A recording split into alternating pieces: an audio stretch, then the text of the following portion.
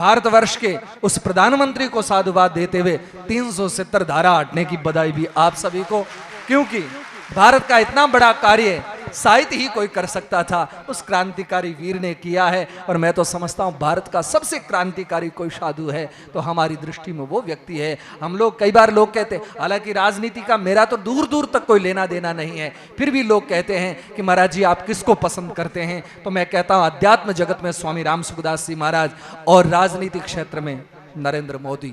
बस एक ही व्यक्ति ऐसा है जिसने इस भारत को एक नई करवट दे डाली, पूरा का पूरा बदल दिया। लोग कहते थे देश में क्या होगा, पता नहीं चोर लुटेरे आ गए, एक आदमी ने बदल दिया। मैं चाहता हूं इस समाज में भी ऐसा कुछ हो कि व्यसन मुक्त हो जाए, सारे दुर्गुण मिट करके और सशक्त समाज तैयार हो, खड़ा हो। ऐसी अभिलाषा और आशा के साथ आप सभी को बहुत बहुत साधुवाद। बोले आदमी मर जाता है, जीते जी तो बहुत कुछ होता, लेकिन मरने के बाद जला दिया जाता है, हड्डियां बचती है। बेटा हड्डियां ले जाकर के उस गंगा जल में डाल देते हैं, जिसकी हड्डियां गंगा जल में जाती वो सीधा मोक्ष को प्राप्त करता है। ये भारत का गंगा जल कर सकता है और कोई नहीं कर सकता है। मेरे भाई बहन, ये सबसे बड़ी गौरव की बात है जिस देश के पास हम छाती ठोक करके कह सकते हैं, और मैं आज उस क्षेत्र से बोल रहा हूं, 56 इंच के सीने वाले व्यक्ति के क्षेत्र से। साहब निसंदेह हम लोगों का सीना तब चौड़ा होता है कि हमारे भारत के ऋषियों ने मोक्ष को मुट्ठी में रखा है, जब चाहें तब हम मोक्ष कर सकते हैं। कितनी बड़ी सामर्थ्य की बात रही होगी। बस मुझे वो निवेदन करना है कि इस हेतु के लिए, इस लक्ष्य के लिए, इस लाभ के लिए मात्र एक व्यक्ति की तपस्या पर्याप्त रही। भगीरथ ने तपस्या करी, आज पूरा विश्व गंगा जल का आनंद प्राप्त कर रहा है, मोक्ष सबको वितरित हो रहा है। बस मुझे ये बात ही निवेदन करनी है। आज आपको लगता है, देखो व्यक्ति में योग्यता आ जाना एक बात है, व्यक्ति योग्य हो जाना दूसरी बात है। आप कितने पढ़े हैं, आपके पास कितना रुपया है, ये एक बात है, लेकिन आप कितनों के काम आए ये दूसरी बात है, जो बहुत मायना रखती है। भगीरथ ने तपस्या करी, पूरा विश्व आनंद ले रहा गंगा जल का। आज मैं निवेदन करना चाहूंगा इसी कड़ी में, इसी श्रृंखला में पुनः अपनी बात को लाते हुए कि यदि समाज में थोड़ा थोड़ा भी आप कुछ दे करके और एक छात्रावास बनाते हैं, तो मेरे करीब करीब जीवन काल में, जब मैं 6 साल का था तब संन्यास में आ गया, और उसके बाद मेरे जीवन काल का जितना कुछ स्वाध्याय रहा है शास्त्रों को पढ़ने के बाद, मैं समझता हूं आज इतने वर्षों के बाद कि आदमी 10 मंदिर बनाए, इससे अच्छा है कि एक व्यक्ति को पढ़ाए। क्योंकि एक मंदिर ही होता है, एक मंदिर दूसरा मंदिर नहीं बना सकता है। लेकिन एक व्यक्ति यदि पढ़ा लिखा होगा, वो हजारों को पढ़ा सकता है, फिर वो जो पढ़ेंगे वो लाखों को पढ़ाएंगे, और फिर वो लाखों करोड़ों को पढ़ा सकते हैं। तब मैं समझता हूं कि एक नूतन भारत का निर्माण होगा, जो हम चाहते हैं। पुरातन में जो भूलें हुई है, गलतियां हुई है, जिसका परिणाम आज भी समाज भोग रहा है। देखो, मैं विरोधी नहीं हूं इस विषय का कि भेड़ बकरी चराना गलत है, लेकिन मेरी मान्यता है, ये मेरी सोच है कि आने वाले 10 से 15 वर्ष के बाद भेड़ चराने की जगह नहीं रहेगी। पहले भेड़ बकरी चराने वाले लोगों की एक योग्यता मानी जाती थी, आज मैं समझता हूं कि वो कमजोरी बन जाएगी आने वाले समय में। और उसकी यदि हथियार हो, उसकी सुरक्षा हो, एक सुरक्षा कवच हो, वो मैं समझता हूं कि उसकी पढ़ाई हो सकती है। आज पढ़ाई जितना कुछ, मैं समझता हूं जिस परिवार में मेरा जन्म हुआ है, वे लोग भगवत भक्त तो बहुत रहे, लेकिन उनके पास में पढ़ाई नहीं थी। तो आज जो बात मैं करके गुटखा का त्याग नहीं कर पाया, वो मेरे लायक श्रोता नहीं है, नहीं सुनाता जा। मेरी भी मौज है यार, नहीं सुनाऊं तो नहीं सुनाऊं, कोई जबरदस्ती है क्या? लेकिन मुझे लगे कि ये गरीब है और सुनने लायक है, मैं खुद सुनाऊंगा, आगे होकर के सुनाऊंगा। बस मैं वही समझता हूं कि यदि आप करोड़ों रुपए, 5 लाख नहीं दे सकते हैं, आपकी तरफ से यदि 500 रुपए भी लगते हैं, मन में किया जा सकता है। बूढ़ी माता जी ने कहा कि रसोई करवाने की इच्छा, लेकिन मैं करवा नहीं सकती। महात्मा ने कहा माता जी बस 5 रुपए में आपके नमक की थैली आ जाएगी, वो ले आओ, नमक पूरा तुम्हारा और अन्न दूसरे का, रसोई तुम्हारी हो जाएगी। यही तो मैनेजमेंट है साहब। बस इतना सा करेंगे, इससे एक बहुत बढ़िया देश का निर्माण कर पाएंगे, एक छात्रावास का निर्माण पाएंगे। इतना ही नहीं, एक अच्छे खासे। भारत का निर्माण कैसे करेंगे आप जानते हैं?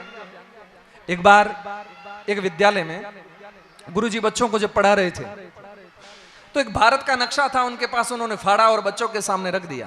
बोले बेटा इस नक्शे को तुम जोड़ सकते हो। सभी बच्चों ने पुरुषार्थ किया लेकिन नक्शा जुड़ नहीं पाया। एक बच्चा था जो पढ़ाई में बहुत ठोठ था। अभी तो बच्चों को बहुत इनाम दिया जा रहा था, उनका सम्मान हो रहा था। अब हमें पता है कि इतने से होता कुछ नहीं, लेकिन उनको ये पक्का हो जाता है कि हमने अच्छा काम किया इसलिए हमें इनाम दिया है, इसलिए हम अच्छा काम ही करेंगे। वो कटिबद्ध हो जाते हैं, संकल्पित हो जाते हैं, इसलिए किसी को इनाम दिया जाता है। तो ऐसे ही उस बालक ने कहा यदि आप कहें तो मैं प्रयास करूं। गुरुजी ने कहा करो बेटा, और उसने कुछ ही समय में भारत के नक्शे को तैयार कर दिया। गुरुजी ने कहा हद हो गई है, बहुत ज्यादा अच्छे पढ़े लिखे बच्चे थे और बहुत तीव्रता से उनका दिमाग पढ़ाई में रहता है, फिर भी वो नक्शा नहीं बना पाए। तुमने क्या किया? उस बच्चे ने जो बात कही थी, मैं समझता हूं कि उस क्लास के हम सभी विद्यार्थी हैं। और कई बार शास्त्रकार कहते हैं कि व्यक्ति को हमेशा विद्यार्थी बनकर के रहना चाहिए यदि कुछ करना है तो आप सभी थोड़ा अति हो रहा है तो मैं संक्षिप्त करूं, लेकिन आप शांति से रहेंगे तो कुछ लोग सुनना चाहते, कम से कम वो तो सुन सकेंगे। तो उस बालक ने एक बढ़िया बात कही, वो कहा कि गुरुजी मैंने भारत के नक्शे को नहीं जोड़ा। बोले इसके पीछे एक मनुष्य की आकृति थी, मैंने हाथ की जगह हाथ लगाया, पैर की जगह पैर लगाया, नाक की जगह नाक, कान की जगह कान, सारी चीजें सारे अंगों को ठीक जगह पर ला करके लगाया तो एक भारत का नक्शा तैयार हुआ। मैं भी चाहता हूं कि एक व्यक्ति को तैयार करेंगे, एक परिवार तैयार हो जाएगा। एक परिवार तैयार होगा तो एक मोहल्ला तैयार होगा, एक मोहल्ला तैयार होगा तो एक गांव तैयार होगा, एक गांव तैयार होगा तो एक जिला तैयार हो जाएगा, और एक जिला तैयार हो जाएगा मैं समझता हूं कि एक राज्य तैयार होगा, और एक राज्य तैयार होगा तो एक राष्ट्र तैयार होगा। ये हमारी भूमिका होगी। एक व्यक्ति से शुरुआत की जा सकती है। आप चाहते हैं कि सीधा सीधा कुछ हो जाए, संभव नहीं है। कोई भी पहले सीढ़ी पर पैर रखेगा तब अंतिम पर पहुंच पाएगा। जिसने संकल्प लिया केवल ऊपर जाऊंगा, अंतिम पर तो वो कभी जीवन में नहीं पहुंच पाएगा। पहली सीढ़ी पर पैर रखेगा तो एक दिन वो सबसे ऊपर वाली सीढ़ी तक भी पहुंचेगा। तो एक मनुष्य को तैयार करें जिससे एक राष्ट्र का निर्माण हो सकता है। मेरा कहने का तात्पर्य, यदि आपका समाज, हमारा समाज सक्षम होगा और वो समाज पढ़ा लिखा होगा और वो एक अच्छा कार्य करेगा तो इस राष्ट्र का एक हिस्सा अच्छा हो जाएगा, तगड़ा हो जाएगा, तैयार हो जाएगा, मजबूत हो जाएगा। और फिर हम कह सकेंगे हम भारत का वो हिस्सा है जो आर्थिक स्थिति को लेकर के, शिक्षा की दृष्टि में लेकर के सब कुछ कर रहे हैं। और निस्संदेह कहना चाहूंगा देवासी समाज एक वो समाज है, इस समाज को अवसर नहीं मिला। बस मैं ये बार बार बात दोहराता हूं, ये मात्र एक ऐसा समाज जिसको मौका नहीं मिला बस, और मौका मिला नहीं और चौका लगाया नहीं है। समाज इतना सक्रिय है, इसको मौका ही नहीं मिला। और ये तो बात आप भी जानते हैं। अब आप वहां रहने वाले लोग यहां आकर के कुछ दिनों में गुजराती सीख जाते हैं, कुछ जहां जहां जाते हैं, जिस प्रांत में जाते हैं वो भाषा सीख करके थोड़े दिन में, पहले जाते हो उस समय तो किसी के घर में किराए रहते हो, थोड़े ही दिन में हिम्मत ऐसी होती है मकान मालिक को उसी घर में किराए रख लेते हो। ये छोटी बात है क्या साहब? बहुत बड़ी बात हो जाती है। इसलिए कहना ये है कि बस आप लोगों को उचित अवसर नहीं मिला, और यदि अब अवसर मिलता है तो इस अवसर का पूरा पूरा लाभ उठाएं ताकि हम लोग बहुत बड़ा से बड़ा कार्य कर सकें। इस समाज की एक पहचान इस विश्व पटल पर होनी चाहिए। अरे कभी कभी लोग ऐसा कहते थे ये रेबारी होता है क्या है, लेकिन आज पता चलता है कि क्या होता है, क्योंकि अब तो आप लोगों की बड़ी मेहरबानी है। जिस दिशा में जाओ बंदा हर जगह मिल जाता है। पहले ढूंढना पड़ता है कि हम निकल रहे हैं, पता नहीं कोई मिलेगा कि नहीं। अब तो कोई चिंता ही नहीं, जहां जाएंगे रेबारी तैयार है, कोई समस्या ही नहीं है। भारतवर्ष में फैल गए। मैं चाहता हूं कि भारत का हर कोना मजबूत हो। उसके लिए बंधुओं बस दो कार्य करना, और कुछ कर सको न कर सको, करने के लिए बहुत कुछ है, बस सिर्फ दो काम कर लेना, इस साधु के कहने से ही कर लेना। बस वो दो कार्य ये हैं, एक तो पढ़ाई जरूर करना और दूसरा जीवन में कभी नशा मत करना। दो चीज यदि कर लोगे तो मैं समझता हूं कि आपको कोई हरा नहीं पाएगा। इस वर्तमान जगत की स्थिति को देखते हुए कोई नहीं हरा पाएगा, कोई पराजित नहीं कर सकता है। हमारे यहां पर ये व्यवस्थाएं बहुत मायना रखती। अब भाई विशेष बात यह है, कोई पी लेता है पीने के बाद क्या होता है? आउट ऑफ कवरेज एरिया, फिर वो नेटवर्क में कहां होता है? सहज सी बात है। और जो आदमी नेटवर्क में नहीं है, खाक देश का निर्माण करेगा, परिवार का निर्माण कर कुछ नहीं करेगा, क्योंकि नेटवर्क में नहीं होता है तो न तो टावर आता न बात होती है, तो कुछ कर ही नहीं पाता है। सहज सी बात है, क्योंकि उसकी मनस्थिति ठीक होती ही नहीं है कि वो नेटवर्क से बाहर होता है। तो सबसे पहले जीवन में गांठ दे करके रखेंगे। राजपुरोहित समाज के एक संत ने जब कहा था, समाज ने उस एकता के साथ स्वीकारा, आज वो समाज कहां से कहां पहुंच गया। मैं भी निवेदन करूंगा, आज इस सन्यासी की ये बात जरूर मान लेना कि जीवन में भूखे मरेंगे लेकिन नशा कभी नहीं करेंगे। आदमी बड़ा होता है ना, आजकल तो स्टैंडर्ड होने के तरीके बड़े विचित्र से दिखाई देते।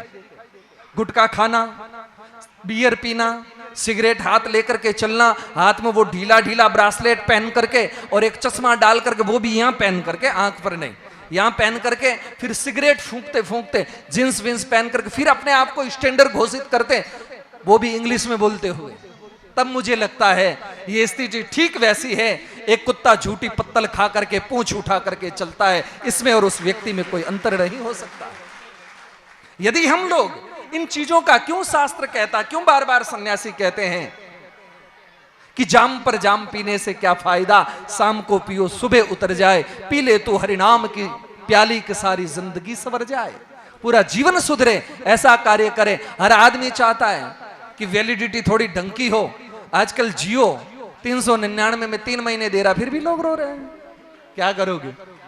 क्योंकि नियति ऐसी ही है, बहुत लाभ हो, बहुत लाभ हो। मैं चाहूंगा कि आप सभी लोग ऐसा कुछ करें, राष्ट्र का निर्माण करना। सोच छोटी तो रखो ही मत, सीधी सी बात है। साले कभी मौका भी मिले, इस समाज को मैं पक्का कहूंगा कि ये लोग थप्पड़ मारने में, जूते मारने में भी कभी पीछे नहीं रहे, तो राष्ट्र निर्माण में पीछे रहना भी क्या है यार, मौका मिला है तो है? बहुत बढ़िया से भूमिका निभानी चाहिए। इस समाज के पास जितने भी लोग हैं, चाहे हमारे अध्यात्म जगत में देखो साधु संत बैठे, एक से एक तगड़ा महात्मा बैठा है। और ये खेमराज जी ने बहुत बढ़िया काम किया। साधु समाज को भी, आपका कार्य तो कर रहे हैं जो कर रहे हैं, आधा काम हमारा भी कर रहा है, हमारा भी परिचय साथ साथ करवा रहे हैं समाज के साथ। के समाज में ढंग के महात्मा कौन कौन है? देखो भाई, हम लोग थोड़े, हमें लगता है ऐसा कभी कभी लोगों को कि महाराज इतना विरोध क्यों करते, लेकिन हम लोग वो लोग हैं जीवन में। आप लोगों को बड़ा आश्चर्य होगा, मैंने मेरे जीवन में कभी चाय तक नहीं पी है, और पीना तो दूर की बात है, कभी उठा करके जीवन में किसी को दी भी नहीं है। मैं आपको निवेदन करूं, एक समय की बात है कि मैं रतलाम के पास, नहीं सॉरी, खासरोद में एक कार्यक्रम था, आज से करीब 15 साल 20 साल पहले। वहां पर एक महामंडलेश्वर आए थे, तो महाराज जी बैठे थे, महामंडलेश्वर जी, और चाय बनाई। तो मैं बस यूं पास में थोड़ा दूरी पर खड़ा था, तो मुझे कहा कि महाराज जी आप महामंडलेश्वर जी को चाय पकड़ाएंगे? मैंने कहा बिल्कुल नहीं पकड़ाएंगे। बोले ये क्या बात कह रहे हो, वो महामंडलेश्वर है। मैंने कहा मेरी दृष्टि में अभी भी वो बच्चा सामान्य बच्चा है। बोले ऐसा कैसे कह सकते हैं? मैंने कहा ऐसा इसलिए कि ये समाज तैयारी में खड़ा है कि भारत का साधु जो कहेगा वो हम करेंगे, राष्ट्र का निर्माण होगा। भारत का साधु जो करेगा वो हम करेंगे, राष्ट्र का निर्माण होगा। और ये चाय पी करके राष्ट्र का निर्माण नहीं कर सकते, इसलिए ये सन्यासी सहमत नहीं। उसी दिन वो महात्मा सुन रहे थे, उन्होंने कहा स्वामी जी इधर आइए। मैंने कहा महाराज जी ये दृष्टता की हमने, माफ कीजिएगा, लेकिन हमारे उस संचय से ये मेल नहीं खा रहा, क्या करें? बोले स्वामी जी इसलिए मैंने नहीं बुलाया आपको को कुछ कहूं, इसलिए बुलाया कि आज से मैं चाय छोड़ता हूं आपके कहने पर। मैंने कहा देखो अच्छा हुआ, भले वो महामंडलेश्वर थे, मैं ये नहीं कह रहा हूं मैंने बहुत बड़ा काम कर दिया, लेकिन मैं ये कह रहा हूं कि सच बात जो थी वो काम कर जाती है कभी कभी। हाँ, एक बार क्या हुआ ना, एक हमारे महाराज जी हैं, वो क्या कि एक बार कहीं जा रहे थे तो ट्रेन आई और वो कोई टीटी मिलने वाला था। अरे बाप जी आप टिकट मत लो, आप बैठ जाओ, मैं हूं ना, मैं बोल दूंगा, आप बैठ जाइए। वो बैठ गए। वो टीटी तो टीटी थे, वो जहां उतरना था उतर लिए, और उनको लंबा जाना था तो दूसरा टीटी चढ़ा तो उसने कहा महाराज टिकट लाओ। महाराज ने कहा साहब हमारे पास टिकट तो नहीं है, और हमें टीटी हमारे मिलने वाले थे, उन्होंने कहा कि आप टिकट मत लो, हम बोल देंगे। बोले नहीं। और जब वो उतरे थे तो जैसे जाने लगे उस समय उनको पकड़ करके जो मेन ऑफिस था वहां बुलाया, एक साहब थे भीतर बैठे। बोले साहब ये महात्मा जो है बिगर टिकट घूम रहे हैं यात्रक। वो जो बैठे थे वो चश्मा टेबल पर रख करके बैठे, उन्होंने चश्मा लगाया, जो साहब थे ऑफिसर, लगा कर कहा कि ढंग के दिखते हो महाराज तो, लेकिन ऐसे क्या पंडित जी बिगर टिकट के घूमते हो, ये कानूनी अपराध है। महात्मा ने कहा देखो भाई, झाड़ना है डांटना है आपका अधिकार बनता, लेकिन मत डांटो, ज्यादा से ज्यादा जुर्माना बनता है दे दो, कोई बात नहीं। लेकिन सच कह रहे हैं हम कि हमें एक टीटी ने ही कहा था, हम कभी यात्रा नहीं करते, पहली बार हमने ये बिगर टिकट की यात्रा करी, पहली बार ही पकड़े गए। हम फिर से कह रहे हैं कि टीटी के कहने पर हमने यात्रा करी है, मन से नहीं करी, भविष्य में नहीं करेंगे, और आपको जो करना है, सजा जो देनी है दो, हम भोगेंगे, कोई बात नहीं, हमारी गलती हुई, लेकिन आप उल्टा सीधा न बोले। तब वो बैठे ऑफिसर ने कहा अच्छा महाराज, 50 रुपए निकाल करके उल्टे और दिए, महाराज जी मेरी तरफ से दक्षिणा, और जो लेकर के आया था उससे कहा महाराज का टिकट कटवा करके गाड़ी में बिठवा करके और आगे की यात्रा करवा करके आना। मेरा कहने का मतलब ये नहीं है कि बिगर पैसे की यात्रा करना, मेरा कहने का मतलब है कि सच कैसे रक्षा कर देता है, कितना बड़ा काम कर देता है, ये बात मायना रखती है। तो मुझे भी ऐसा लगता है कि मैंने वो बात उस समय कही, एक महामंडलेश्वर ने मान ली। भगवान कृष्ण 7 वर्ष के यदि कह देते हैं बाबा नंद इंद्र की पूजा बंद करो, हम गिरिराज की पूजा करेंगे, भले वो छोटे थे लेकिन बात क्रांतिकारी थी, इसलिए सार्वभौम मान्य हुई और मान लिया उन्होंने, तभी गिरिराज उठा पाए वो। मुझे भी यही कहना है, दीदी छोटा बच्चा भी बढ़िया बात कहता है तो वो मानने जैसी है, मान लेनी चाहिए, हमें भी माननी चाहिए, जरूर माननी चाहिए। अस्तु, हमें देश का निर्माण करना है, इस हेतु में 2 कार्य नहीं करेंगे। क्या क्या नहीं करेंगे? मानेंगे 2 बात, एक तो ये कि हम व्यसन बिल्कुल जीवन में नहीं करेंगे, कोई नशा नहीं करेंगे। जहां तक है मैं तो छुड़ाने का काम ही करता हूं, आप लोग चाय के बगैर रहते नहीं रहते, लेकिन इससे ऊपर की जो भी चीज हो जीवन में हाथ मत लगाना, ठाकुर जी भी कम से कम खुश रहेंगे। कभी कभी लोग कहते महाराज भगवान तो सब पर खुश रहते, लेकिन एक बात विचार करो, आप भगवान को दारू नहीं चढ़ा सकते हो, भगवान को खराब चीज नहीं चढ़ा सकते हो, तो हृदय में बैठे हुए इस मंदिर में परमात्मा को आप कैसे चढ़ा सकते हो? ऐसी वैसी चीज, उसका त्याग करना चाहिए। मैं तो बहुत बार बार कहता हूं आजकल महात्माओं को कि आप लोगों की बहुत बड़ी जिम्मेदारी बनती है। अरे साहब, एक कुत्ता होता है, वो सूखी ठंडी रोटी खा करके और घर के मालिक को जागरूक रखता है और कहता है कि चोर आया, कोई दूसरा व्यक्ति आता तो कुत्ता भौंकता है और कहता दूसरा व्यक्ति आया, मालिक उठ बारा, कोई आया है, और वो मालिक उठ करके आता है तो चोरी नहीं करने देता वो कुत्ता। तो साधु को तो साहब आप गाय के घी का हलवा खिलाते हो। साधु की जिम्मेदारी बनती है कि समाज में कोई व्यसन रूपी चोर न घुसे, वो उसका ख्याल करे, उस कुत्ते की तरह, उस चौकीदार की तरह, कि समाज कहीं बिगड़ न जाए, समाज कहीं सड़ न जाए, समाज खराब न हो जाए नशे के कारण। इसलिए समाज को बचाना जरूरी है, हमारी सबकी जिम्मेदारी बनती है अपने अपने क्षेत्र में। तो ये नहीं करेंगे। और दूसरा, इस समाज से अयोग्यता को, अनपढ़ता को समाप्त कर देंगे, जड़ से रखेंगे ही नहीं, उखाड़ फेंकेंगे, उस दिन ये समाज बहुत बड़ा कार्य करेगा। इसके लिए मैं कई बार कहता हूं, आजकल तो काम नहीं पड़ता है क्योंकि अपनी गाड़ियों से यात्रा करने लग गए। पहले लोकल गाड़ियों में बैठते थे तो कोई रबारी समाज की बहन बैठती थी ना, तो हर आदमी कहता पीछे चलो पीछे चलो, वो इतनी पीछे चलती थी, ठेठ पीछे वाली सीट तक चली जाती थी, फिर भी कहते पीछे चलो पीछे चलो, क्योंकि उसका पहरवास जो था उसको देख करके वो पीछे पीछे करते। मुझे लगता है इतना पीछे घुमाया कि समाज कम से कम 30 साल पीछे। क्या था उनके? साफा पहना हुआ था, साफे के पीछे छनगा था और भगवे वस्त्र पहने हुए थे और पैरों में लकड़ी की खड़ाऊ पहनी हुई थी। और वो जैसे ही वहां उतरे तो बड़े आश्चर्यजनक थे, क्योंकि वहां किसी की ऐसी पोशाक नहीं थी, पहनावा नहीं था। वो लोग सब विस्मयी थे, देखा और कहा कि ये एक और ऐसी बात है, अब आप लोग इतने हो, उनमें से मैं कहीं पर भी खड़ा रहूंगा, भले ही कार्टूनी सही लेकिन अलग ही लगूंगा, क्योंकि मेरे कपड़े अलग ही है तो अलग सा ही दिखूंगा। तो स्वामी विवेकानंद बहुत अलग से लग रहे थे। तो सभी लोगों ने कहा कि ये क्या है? स्वामी विवेकानंद ने भारतीय संस्कृति को जो रखा था, पूछा कि ये आपके ऊपर पहनावा क्या है? उन्होंने कहा कि ये आप लोग भी तो पहनते हो। बोले हमारे वो तो हेलमेट होता है। बोले हमारे इसको हेलमेट ही कहते हैं। बोले लेकिन हमारे हेलमेट के पीछे पूंछड़ी तो नहीं होती। पर आपके ये क्या है? क्योंकि वो छनके वाला साफा था उनका। बोले पूंछड़ी तो नहीं होती है। तो स्वामी विवेकानंद ने कहा कि तुम्हारे ये गले में क्या है? तो उन्होंने कहा ये टाई। बोले हम भारतीय इसको फांसी का फंदा कहते हैं, इसको गले में रखना हानिकारक, इसलिए हम पीछे लटका करके रखते हैं। लोगों ने कहा आश्चर्य की बात है, आदमी गजब की बात कह गया। थोड़ी देर बाद में कहा कि आप ये भगवा वस्त्र क्यों पहन करके आए हैं? बाकी भी कपड़े बहुत है, पैंट शर्ट पहन सकते थे, आप भी तो ये सब कर सकते थे। बोले नहीं, बोले भगवे में हमारे भगवान बसते हैं। भगवे में भगवान बसते हैं, हम लोग इसको आदर्श मानते हैं, इसलिए छाती से लगा करके रखते हैं। विदेश के और हमारे भारत में भी कुछ लोगों ने ऐसा कहा, भगवा आतंक, भगवा आतंक। वो लोग भगवे के कारण तो जीते हैं, फिर भी भगवे की काट किए जा रहे हैं। एक बार मेरे से कहा, तब मैंने तो कहा था, बोले बाप जी आजकल लोग कह रहे हैं, मीडिया वाले तो तैयार बैठे रहते और हमारे जैसों के तो पीछे पड़े रहते हैं, कहीं पर भी दिखाई देने सीधा माइक सामने। बताइए महाराज जी, कह रहे हैं कि भगवा आतंकवाद है। मैंने कहा कि जो लोग कह रहे हैं उनसे कह दो कि भैया सूरज भी भगवे कलर में उदय होता है, रोशनी लेना बंद कर दो, और अग्नि भी भगवे प्रज्वलित तो होती है, अगले ही भगवे ही कलर में खाना पकाना, भोजन पकाना बंद कर दो। जीवित रह जाते हो तो सन्यासी से आकर के पूछ लेना, परहेज भी करते जाते हो और जीते भी उसी में हो। बिगर भगवे के जिया नहीं जा सकता, भगवे में भगवान होता है, हम हमारे हृदय से लगा करके रखते हैं। लोगों ने कहा बड़ी आश्चर्य की बात है। लेकिन ये स्वामी विवेकानंद हमेशा खड़ाऊ पहनते थे, लेकिन अमेरिका जब गए होंगे, वहां की आप फोटो देख सकते हैं विवेकानंद जी की।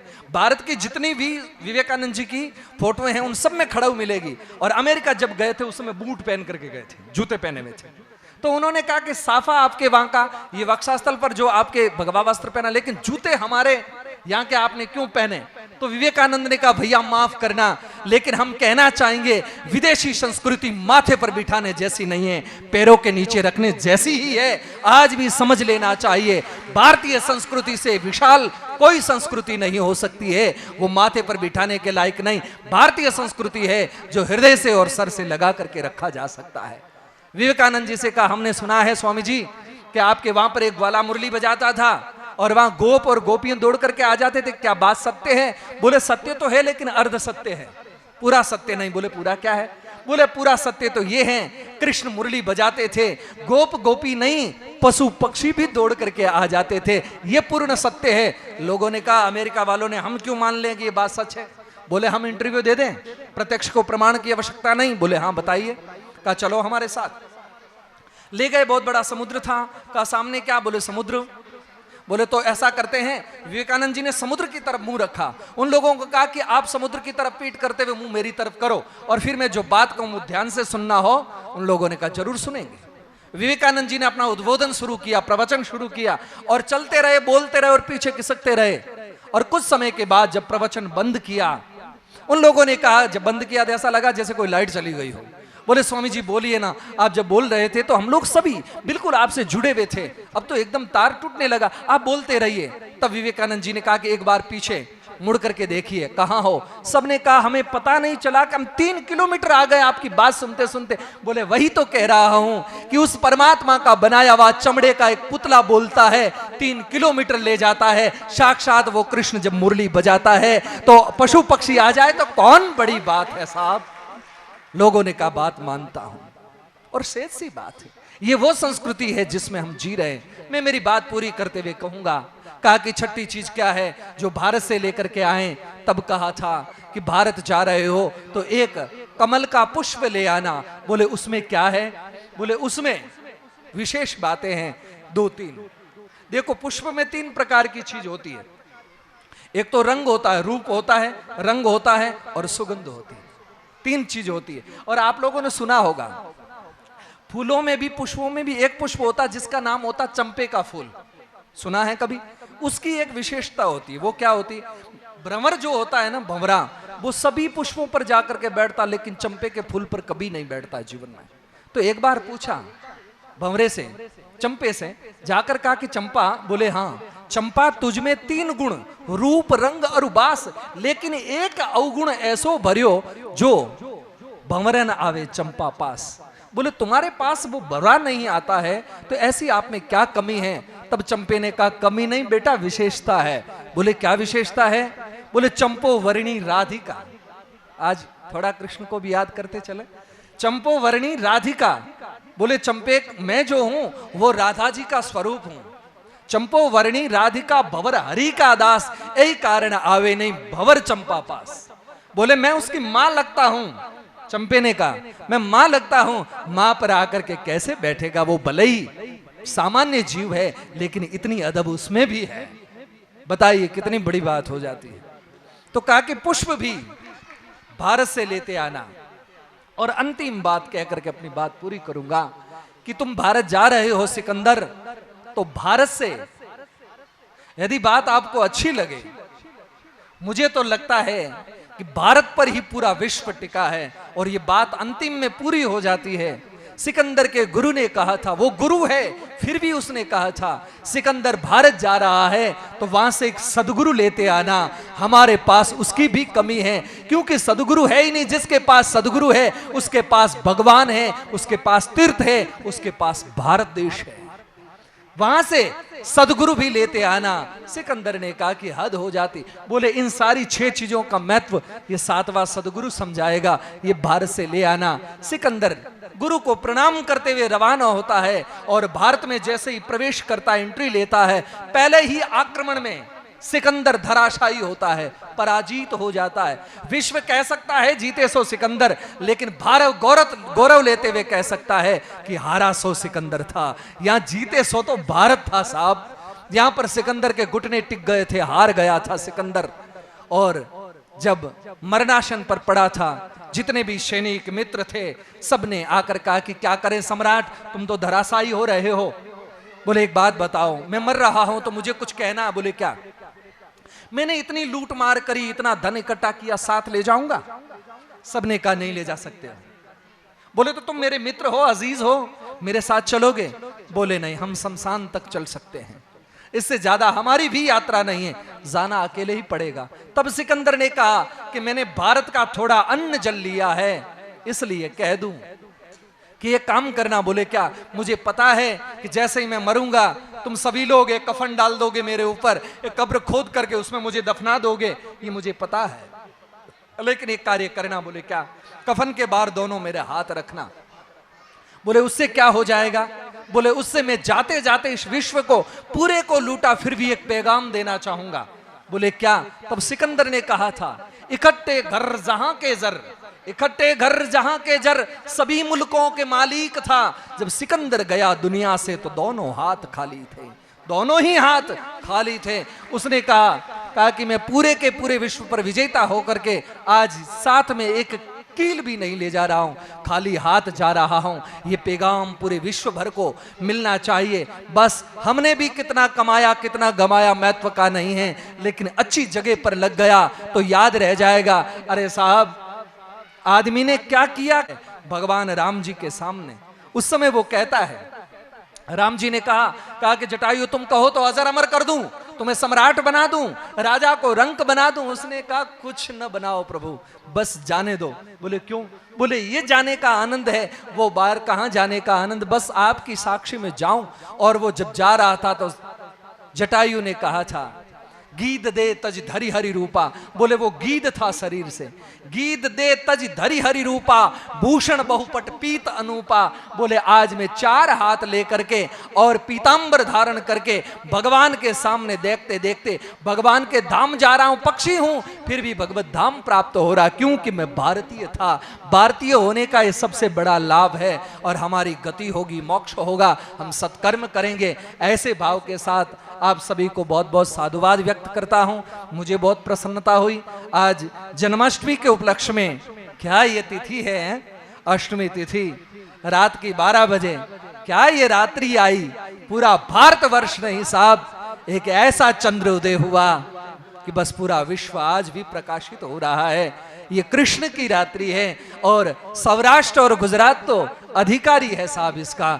और इस परंपरा में आप लोग भी यहाँ आते आते पूरे रंग गए हैं। आप लोग भी अब तो भाषा भी वही बोल लेते हैं और वही कार्यक्रम कर रहे हैं। और वास्तव में यही लेवल हो, यही सोच हो कि हम वसुदेव कुटुंबकम में जी रहे हैं, पूरा देश हमारा है। राजस्थान है तो क्या फर्क पड़ता, गुजरात है तो क्या फर्क पड़ता, है हमारा, हम भारत में जी रहे हैं, ये हमारे गौरव की बात है। अरे कोई बात करो तो भी इतनी बड़ी कर डालो कि आदमी सोचने पर मजबूर हो जाए। कोई काम भी करो तो ऐसा करके चले जाओ कि युगों तक व्यक्ति सोचने पर मजबूर हो जाए। आदमी क्या कह करके चला गया, आदमी क्या लिख करके चला गया, आदमी क्या बोल करके चला गया, आदमी क्या करके चला गया, साहब हम उसकी बराबरी नहीं। इतिहास ऐसे लोग ही बना पाए जिन्होंने ऐसे अद्भुत कार्य किए हैं। और आप लोग भी, सामान्य सा व्यक्ति होता है वही बड़े बड़े काम कर सकते हैं। अरे साहब, एक प्लेटफार्म की लाइट पर बैठ करके व्यक्ति पढ़ाई करता है और फिर उसकी पुस्तकें लिखी जाती है,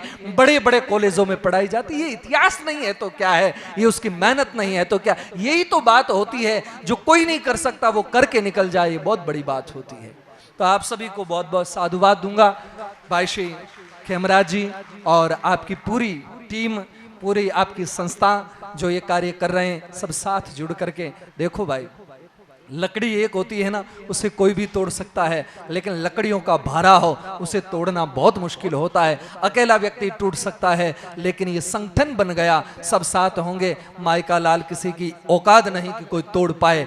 ऐसे आप सभी संगठित होकर के, कोई फर्क नहीं पड़ता है कि आप लाल पगड़ी वाले हैं या पीली पगड़ी वाले हैं, क्या फर्क पड़ता है यार, तुम समाज के हो, रबारी हो, बस इतना पर्याप्त है साहब। और ये बीमारी, मैं तो कहता हूं कि ये कैंसर है समाज के लिए, कि ये इस प्रांत का है, ये गोडवाड़ का, वो मालवी ये सब क्या है, ये सब बंद करो बीमारी, इस कैंसर को खत्म करो। अच्छा डॉक्टर ऑपरेशन करने वाला चाहिए, इस बीमारी को बाहर निकाल करके फेंके। हम सभी एक हैं, वो गुजरात है, राजस्थान लेवल पर सोचो, क्या हम मारवाड़ को और गोडवाड़कर को लेकर के बैठो तो लेकर के चलो, कि जैसे आपने कहा कि हमारे यहाँ 33 राज्यों में 31 राज्य हमारे हैं, और ये हम शब्द आता है तब लगता है कि हम संगठित हैं, नहीं तो कहते वो है तो ये टूटी हुई बात लगती है। हम हैं वहां सब जगह, ये हमारी बात है, हमारे समाज की बात है, हमारे राष्ट्र की बात है। इस गौरव के साथ जीवन को जिए। आप सभी को बहुत बहुत साधुवाद देता हूं।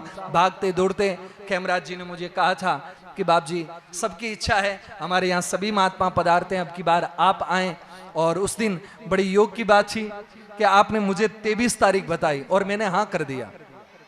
मेरा गोठन में कार्यक्रम था, तो उनको मैंने कहा कि भाई 23 तारीख का मेरा अहमदाबाद में कार्यक्रम रहेगा, तो मैं वहां से 25 को तुम्हारे यहाँ पहुंच जाऊंगा। उन्होंने कहा ठीक है बाप जी। वो फाइनल हुआ और दूसरे दिन वापस समाचार मिले। आपने फोन किया था शायद, आपने कहा था कि बाप जी 23 नहीं 24 है। मैंने कहा ये तो धर्म संकट वाली बात हुई, 24 को यदि वहां रहेंगे, 25 को यहाँ पहुंचना भारी पड़ जाएगा। पर फिर भी मैंने कहा कि प्रयास करेंगे, ये समाज का कार्य है साहब।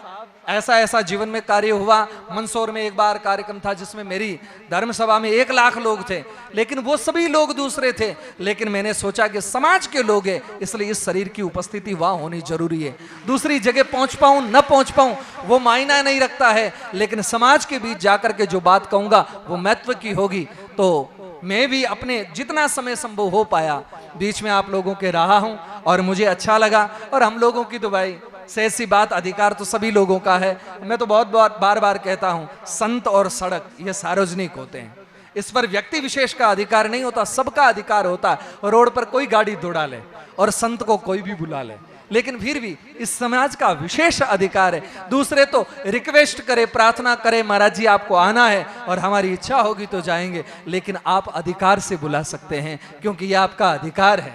और यही हुआ, खेमराज जी ने पूरे अधिकार के साथ कहा। ये तो वही बात हुई ना, कान्हा हम तुम्हें बुला लेंगे, होगा कान्हा हम तुम्हें रूठे, कान्हा हम तुम्हें मना लेंगे, होगा भक्ति में दम तो घर बैठे बुला लेंगे। तो ऐसा ही कुछ हुआ कि मुझे यहाँ आना हुआ, और आप सभी के साथ मिलकर के, सभी युवान लोगों से मिलकर के, और ये भी एक बैटरी पुनः चार्ज हुई आप लोगों को देख करके कि मेरा समाज आगे बढ़ रहा है। इससे बढ़िया क्या हो सकता है? ये हम लोगों के पास और क्या, यही तो हमारी प्रसन्नता ही हमारी उपलब्धि है। बस हमारी खुशी का हमारा समाज आगे बढ़ रहा है और हमारे साथ खड़े, और हम समाज के साथ खड़े पर्याप्त है। इतना बहुत हमारा स्वप्न क्या होता है? आप तो फिर भी सोचेंगे हमारे बच्चे पढ़ लिख करके बड़े हो, ये इतना ही कहोगे 2 बच्चे 3 बच्चे, लेकिन हम तो उससे भी बड़ी बात कहेंगे कि सारे हमारे बच्चे आगे बढ़े, हमारे राष्ट्र का निर्माण करे, ये बहुत बड़ी बात होगी। इसी हेतु से आप सभी के साथ कहना चाहूंगा, जरूर संत के साथ जुड़ करके रहना समाज के महात्माओं का, ताकि एक ममत्व बना रहेगा, तो एक सबल मिलेगा, एक हिम्मत मिलेगी। संत महात्मा हमारा मार्गदर्शन करेंगे तो अच्छा होगा। इसमें लोग कुछ भी कह दे भले कि ये तो महात्माओं के पीछे घूम रहे हैं, तो पागल। भगवान की भक्ति करने वालों को तो लोगों ने पागल कहा ही था। लोगों ने बार बार कहा कि बिगड़े इन दिमागों में भरे अमृत के गुच्छे हैं, बिगड़े इन दिमागों में भरे अमृत के गुच्छे हैं, हमें पागल ही रहने दो, क्योंकि हम पागल ही अच्छे हैं। तो कोई पागल कहता है तो क्या फर्क पड़ता है, क्योंकि अच्छे कार्य में साथ लग करके ये कार्य करें। और आप सभी लोग भाग्यशाली हैं, बहुत बढ़िया कार्य कर रहे हैं, और साथ मिल करके देखो अटल जी ने एक बार कहा था कि सरकारें आएगी, बनेगी, बिगड़ेगी, लेकिन राष्ट्र नहीं बिगड़ना चाहिए। बस मैं भी यही कहूंगा आज आप सभी से कि चाहे परिस्थितियां घटती बढ़ती रहे, लेकिन ये समाज नहीं टूटना चाहिए। बस युवान लोगों के कंधे पर ये सारा कार्यभार है, आप संभाल करके रखना। आने वाला समय, आने वाली पीढ़ियां, आने वाला युग खड़ा है तैयारी में कि समाज ने हमें क्या दिया, क्या उपलब्धि है। पुराने वाले लोगों में मत जाओ कि उन्होंने क्या किया, उनके समय में कुछ था ही नहीं, वो कर नहीं पाए। आपके समय में बहुत कुछ है, आप ऐसा कुछ करके जाएं, आने वाली आपकी पीढ़ियां कह सके हमारे पूर्वजों ने ये हॉस्टल बनाया, हमारे पूर्वजों ने ये बड़ा कार्य कर दिया कि आज हम आराम से सीना फुला करके ये कार्य कर रहे हैं, हमें कुछ करना ही नहीं पड़ा। और वो देख करके हमारे पूर्वजों ने इतना किया, हम इससे भी बढ़िया करें। शायद हो सकता है ये समाज पूरा विश्व पटल पर स्थापित हो। ऐसी भावना रखते हुए जरूर कहूंगा हम सभी भाग्यशाली लोग हैं, इसलिए कहना चाहिए कि उम्मीदों की दुनिया तो हर इंसान बसाता है, पाता वही है जो तकदीर लाता है। हम सभी लोग अच्छे तकदीर वाले हैं जिनके जीवन में समन्वय की विचारधारा है। आप लोग राजस्थान से आए ना, हर आदमी बाहर जाता तो बहुत कुछ सीखता है, और आज मैं देख रहा हूं ये मेरा मिनी भारत कि साहब आप यहां आकर के और कम से कम इतना तो सीख गए कि स्नेह प्रेम कैसे रखा जाए और अपनापन कैसे हो सकता है। शायद राजस्थान में उतना नहीं सीख पाए जितना यहां दिखाई दे रहा है, ये प्रत्यक्ष मूर्तिमान दिखाई दे रहा है। मेरे मन को बहुत बड़ी प्रसन्नता है। ये खेमराज जी को और इनके पूरे लोगों को बहुत बहुत साधुवाद देना चाहिए, ऋणी रहना चाहिए कि इन लोगों ने जीवन में बहुत संघर्ष किया, और उस संघर्ष का ये प्रतिफल है कि आज इस हॉल में हम सब लोग एक साथ एक ही छत के नीचे बैठे। ये इन लोगों की भागादौड़ है। इन्होंने कहा था कि 20 वर्ष से यदि मैं ये भागादौड़ नहीं करता, पैसा कमा सकता था, हॉस्टल बना सकता था, लेकिन ये देवासी समाज नहीं बना सकता था। 20 साल की भागादौड़ का परिणाम है कि एक समाज खड़ा हो गया है, और एक बहुत मजबूत समाज खड़ा हो गया कि इस समाज को गिराने में बहुत युग लग जाएंगे, तब तक ये समाज कभी गिरेगा नहीं, इतना अच्छा तैयार हो जाएगा। ये आपकी तपस्या का और त्याग का प्रतिफल है। कभी कभी लोग कहते हैं महाराज ये तो पंचायत ही करके जाते हैं, पैसा इकट्ठा कर रहे हैं। अरे साहब, आदमी कहीं पर भी जाएगा, उसकी नीयत साफ हो नहीं हो, लेकिन जो आदमी खुद 21 लाख रुपए दे करके शुरुआत करता है, उस आदमी के पुरुषार्थ पर, कार्य पर संदेह रखना मैं समझता हूं ये हमारी बचपना है, भूल है। क्योंकि आदमी खुद करके और कोई कार्य कर रहा, अरे साहब हर आदमी अपने लिए कर सकता, लेकिन कोई दूसरे के लिए करता है, ये बात प्रणाम करने जैसी है। आज ये सन्यासी आत्मा से यहां से यदि ये सारी बातों को देख करके प्रणाम करता है साहब कि इस समाज को टूटे बिखरे को आपने खड़ा किया, आपको बहुत बहुत साधुवाद, धन्यवाद। भगवान आपको इस योग्य रखे कि इस समाज को आप इतना बढ़िया बना के जाए कि समाज आने वाले समय में हम लोग गौरव से कह सकें कि हम उस समाज से हैं। आपको क्या बताऊं, 10 साल पहले, ईमानदारी की बात है, 10 साल पहले शायद मैं समझता हूं कि जिस परिवार में मेरा जन्म हुआ उसके अलावा मुझे रेबारी समाज में कोई नहीं जानता था। लेकिन आज ये है कि बच्चा बच्चा जानने लगा है, क्योंकि 10 साल का ऐसा एक कार्यकाल रहा है कि इन सब लोगों के साथ जुड़ा रहा। बाकी हम लोगों ने तो बड़ियों की रोटी खाई है, उन्हीं के साथ जिए हैं, उन्हीं के साथ रहे, हमारी वृत्ति ऐसी बन गई। लेकिन अब लगता है कि वो समाज इतना सभ्य और शिक्षित हो सकता है, उससे ज्यादा अब इस समाज को शिक्षा की आवश्यकता है। और आप सभी लोग यदि ये कार्य करेंगे, बहुत बड़ा कार्य होगा, और ये शरीर हमेशा इस समाज के साथ रहेगा। क्योंकि हम लोगों को अब किसी चीज की आवश्यकता नहीं है, जो चीज जरूरत पड़ती थी भगवान ने सब कुछ दे दिया। अब तो एक ही संकल्प है कि समाज कटिबद्ध हो जाए, तैयार हो जाए, मजबूत हो जाए, ताकि जाए तो लोग कह सकते हैं कि इस समाज में एक ऐसा महात्मा हुआ था जो आज समाज इतना बलवान है। बस इतना कुछ हो जाएगा, हमारा जीवन भी सफल, आपका भी सफल, आने वाला समय बहुत दिव्य और श्रेष्ठ होना है। इन्हीं शब्दों के साथ आप सभी के प्रति बहुत बहुत मंगल कामना, शुभकामना करता हूं। जन्माष्टमी की आपको शुभकामना, साथ ही भारतवर्ष के उस प्रधानमंत्री को साधुवाद देते हुए 370 धारा हटने की बधाई भी आप सभी को, क्योंकि भारत का इतना बड़ा कार्य शायद ही कोई कर सकता था, उस क्रांतिकारी वीर ने किया है। और मैं तो समझता हूं भारत का सबसे क्रांतिकारी कोई साधु है तो हमारी दृष्टि में वो व्यक्ति है। हम लोग कई बार लोग कहते हैं, हालांकि राजनीति का मेरा तो दूर दूर तक कोई लेना देना नहीं है, फिर भी लोग कहते हैं कि महाराज जी आप किसको पसंद करते हैं, तो मैं कहता हूं अध्यात्म जगत में स्वामी राम सुखदास जी महाराज, और राजनीतिक क्षेत्र में नरेंद्र मोदी। बस एक ही व्यक्ति ऐसा है जिसने इस भारत को एक नई करवट दे डाली, पूरा का पूरा बदल दिया। लोग कहते थे देश में क्या होगा, पता नहीं, चोर लुटेरे आ गए, एक आदमी ने बदल दिया। मैं चाहता हूं इस समाज में भी ऐसा कुछ हो कि व्यसन मुक्त हो जाए, सारे दुर्गुण मिट करके और सशक्त समाज तैयार हो, खड़ा हो, ऐसी अभिलाषा और आशा के साथ आप सभी को बहुत बहुत साधुवाद। और हमें भाई कुछ समय के बाद फिर प्रस्थान करना पड़ेगा, ताकि कल शाम का सत्संग गोटन में रहेगा, 25 तारीख का रात्रि का।